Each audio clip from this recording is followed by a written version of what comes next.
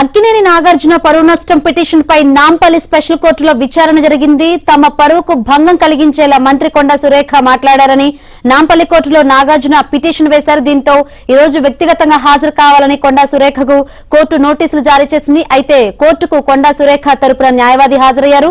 కొండా సురేఖ హాజరు కావడం లేదంటూ మరో రోజు తీసుకున్నారు. ఈ నెల 19కి కేసు విచారణ వాయిదా పడింది.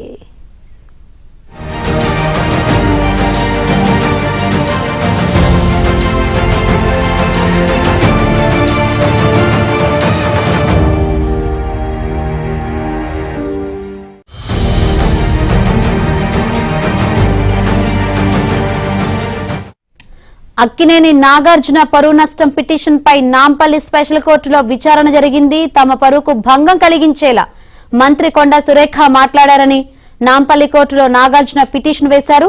దీంతో ఈ రోజు వ్యక్తిగతంగా హాజరు కావాలని కొండా సురేఖకు కోర్టు నోటీసులు జారీ చేసింది. అయితే కోర్టుకు కొండా సురేఖ తరపు న్యాయవాది హాజరయ్యారు. కొండా సురేఖ హాజరు కావడం లేదంటూ మరో రోజు తీసుకున్నారు. ఈ నెల 19కి కేసు విచారణ వాయిదా పడింది.